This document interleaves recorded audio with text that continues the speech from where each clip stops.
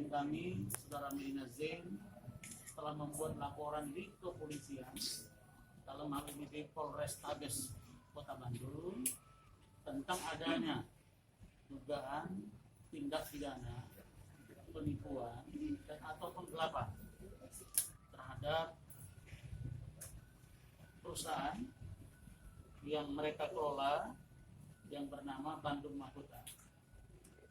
Adapun dugaan penggelapan yang dimaksud adalah diduga dilakukan oleh saudara Dewansa dan rekan-rekannya sesama pemegang saham. Oleh karena itu maka perlu kami tegaskan posisi Medina Zain bukan seorang pemegang saham yang dalam pengertian melakukan atau single fighter, melakukan perlawanan kepada banyak orang, para pemegang saham yang lain, dan atau dikesankan seolah-olah saudara Medina Zain ini orang yang receh, orang yang risik, padahal kita tahu bahwa saudara Medina Zain adalah seorang pengusaha yang profesional.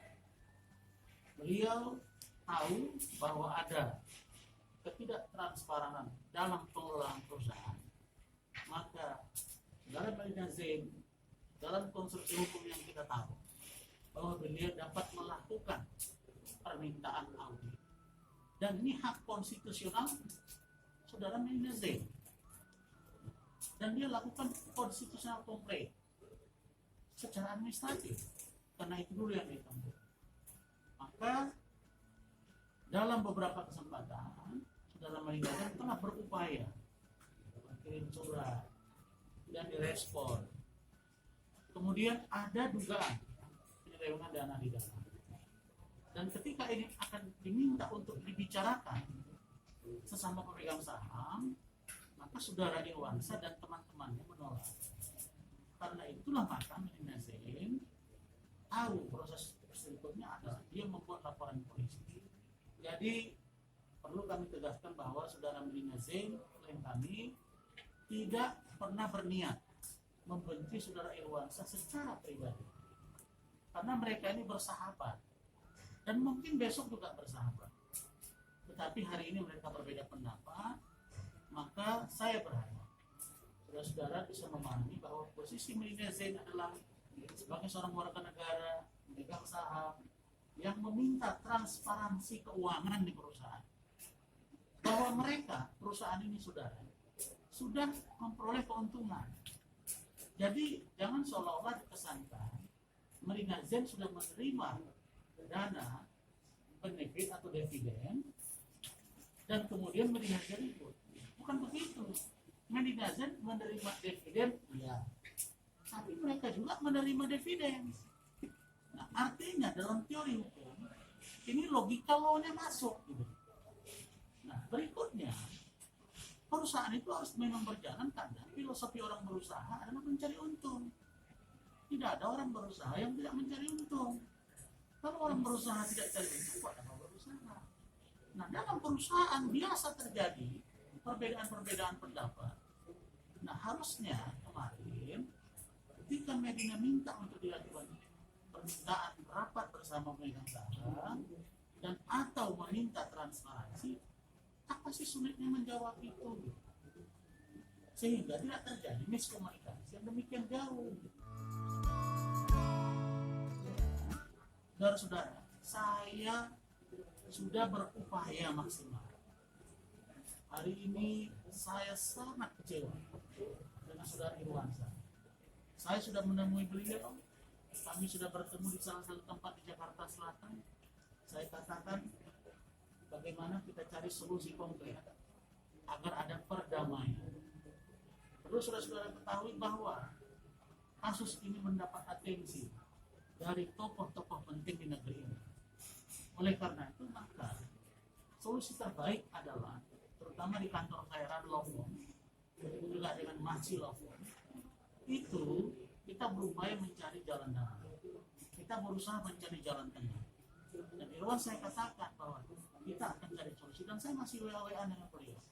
Tetapi pada saat dilakukan gelar dia memakai pengacara yang lain. Tapi itu tidak masalah bagi saya. Nah, oleh karena beliau memakai pengacara yang lain, maka saya kemudian memberikan masukan kepada klien kami, ya, saya hadir di sini sebagai lawyer yang profesional menjalankan tugas profesi saya. Saya ingin sekali Irwansyah membuka hatinya dan teman-teman yang lain untuk dicari penyelesaian. Melihat ada keganjilan penetapan atau pembuatan SP3 dari laporan Medina Zain. Apa yang janggal? Saya beberapa kali membuat laporan di polisi. Itu biasa kalau misalnya laporan kita itu diatensi oleh setingkat di atasnya. Kalau di Polrestabes Kota Bandung laporan polisi, maka yang ideal dan yang selalu terjadi adalah diambil alih oleh Polda di atasnya lagi. Ini hierarkinya. Polda Jawa Barat lah yang seharusnya melakukan gelar perkara terbuka terbatas atau tertutup terhadap kasus ini. Nah, yang aneh menurut kami dan tidak pernah terjadi menurut saya, ini justru langsung loncat ke Mabes Polri. Ada apa? Ini pertanyaannya. Kenapa ini sampai ke Mabes Polri? Padahal ini kasus hanya kasus 1,9 miliar. Ini bukan extraordinary crime. Bukan satu kejahatan yang luar biasa. Kenapa harus dilakukan gelar perkara di Mabes Polri? Dan gelar perkara di Mabes Polri itu pun menurut klien kami yang ikut di situ, ya, nanti kita tambahkan, itu seharusnya posisi bukan pada seolah-olah Mabes Polri melihat bahwa kasus ini terlalu cepat dinaikkan dari penyelidikan menjadi penyidikan.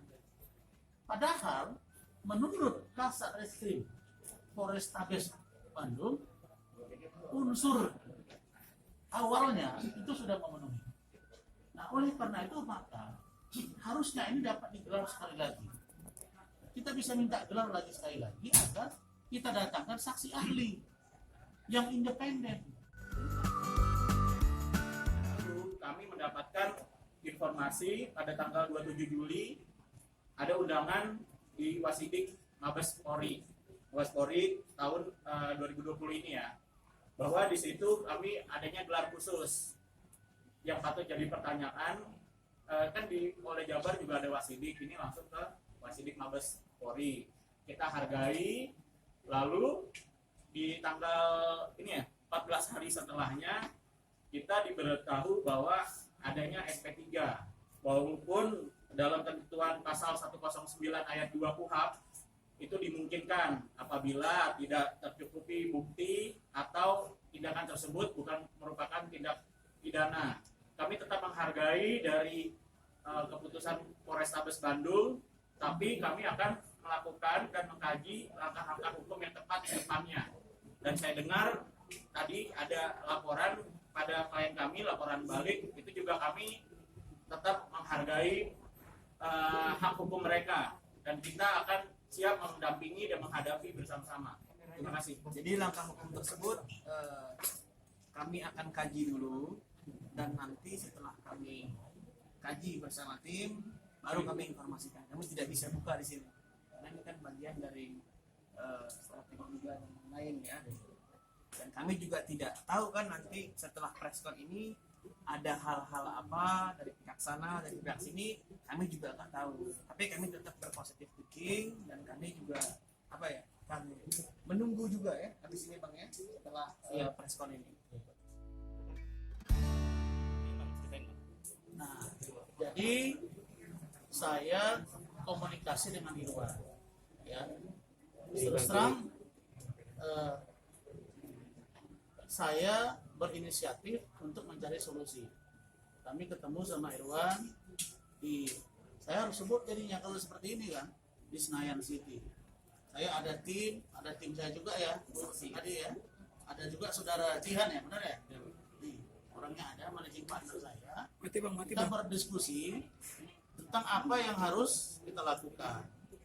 Kalau memang kamu mau melapor balik, bahkan saya waktu itu Karena saya tahu Maci juga pengacara Medina dan saya.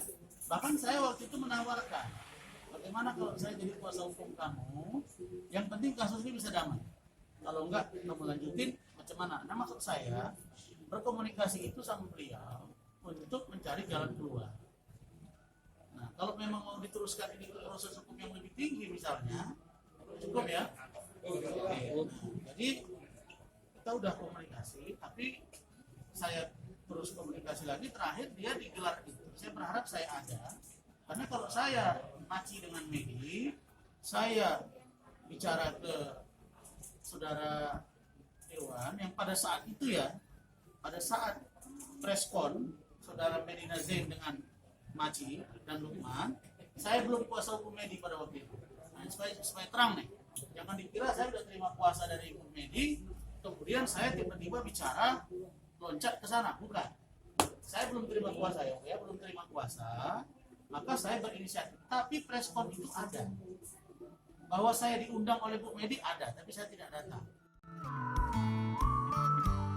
Itu kan hak setiap orang untuk melaporkan. Kalau saya sih nggak apa-apa.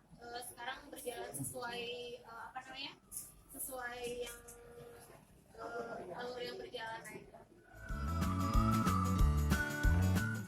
Enggak lah, itu cuman ini aja, cuman terpancing aja. Namanya juga manusia kan pasti ada terpancing yang yang duluan siapa gitu kan, bisa dilihat gitu kan.